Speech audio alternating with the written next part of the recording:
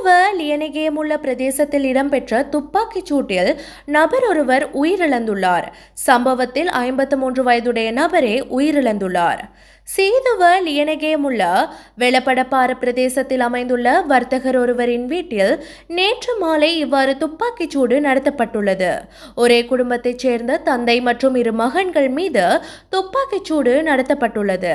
குறித்த நபர்கள் படுகாயமடைந்த நிலையில் நீர்கொழும்பு வைத்தியசாலையில் அனுமதிக்கப்பட்ட நிலையில் குடும்பத்தின் மூத்த மகன் உயிரிழந்துள்ளார்.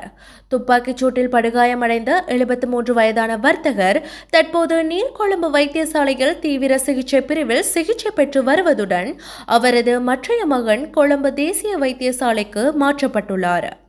இந்நிலையில் துப்பாக்கிச் சூட்டை மேற்கொண்டவர்கள் அங்கிருந்து தப்பிச் சென்றுள்ளனர்.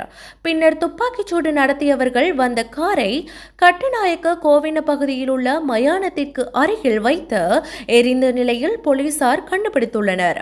குறித்த துப்பாக்கிச் சூட்டு சம்பவத்திற்காக T56 ரக துப்பாக்கியை பயன்படுத்தியுள்ளதாக போலீசார் தெரிவித்துள்ளனர். துப்பாக்கிச் சூடு நடத்தப்பட்டதற்கான காரணம் இதுவரை வெளியாகவில்லை. சம்பவம் தொடர்பில் சீதுவ போலீசார் விசாரணைகளை ஆரம்பித்துள்ளனர்.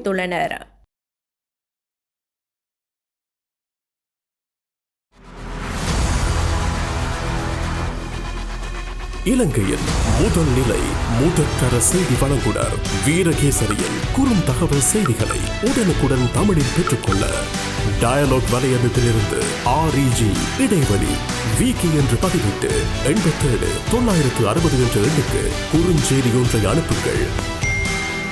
வீரகேசரி செய்தியுடன் இணைந்திருங்கள்.